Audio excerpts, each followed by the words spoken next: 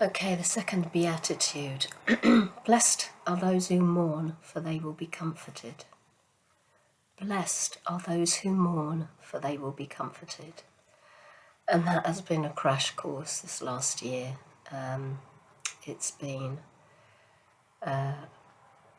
over a year now since my son died, and we shared a really close relationship. We fell out a lot when he first moved in, but he'd lived with me nearly 2.5 years, and anybody that knew him would know how tricky that could be, because he would say what he thought and he wanted things done a certain way. And that's no fault of his own. That's very much part of his kind of, being on the spectrum, if you like, being very in tune with what he thought was the right way forward. And he was learning a lot about giving other people slack, understanding how other people felt. But for many years he was unable. That just wasn't a thing for him. There are studies that prove that until the age of 25, the brain hasn't developed enough for young people to understand other people's perspective. And I think that's probably a middling ground. Some people get that a lot earlier, and some people get that a lot later. And Josh definitely got that a lot later. I remember him coming back one day from work and saying, this was a few years before he moved in, but he said, I think I really upset my manager at work today. Now, I was just astounded that he'd even realised he'd upset his manager at work, because normally he'd just say what he thought and that would be that. But for those of you who he gave a piece of his mind and you thought it didn't impact on him, it did in the latter times. But his burning desire to say what was right and what he felt was needed to say just overtook.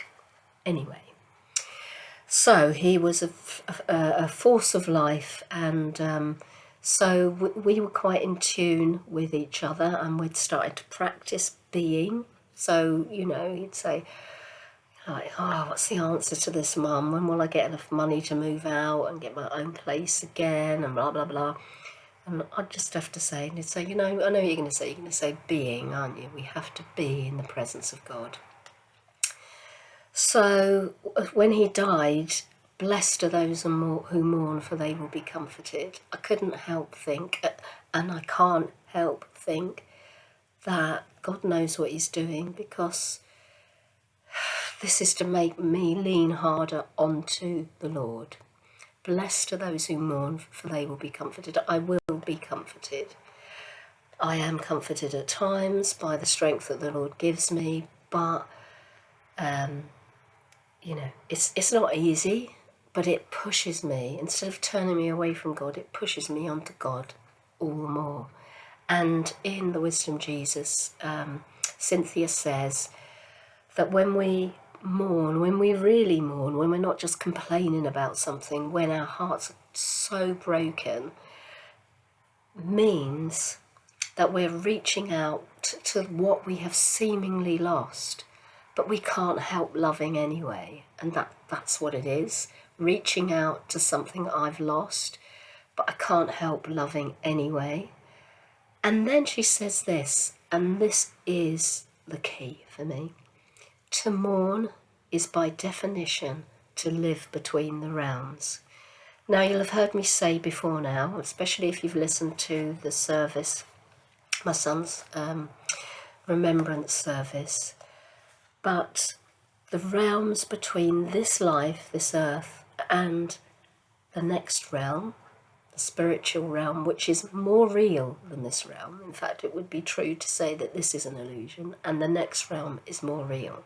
So to mourn is by definition to live between the realms. And those of you who have got illness or are suffering, who are their children are suffering, or their grandchildren, who, I think of all those lives in Palestine, in war-torn countries, in Ukraine, they are living between the realms. She quotes from Ken Wilber, practicing the wound of love. And this is what it feels like.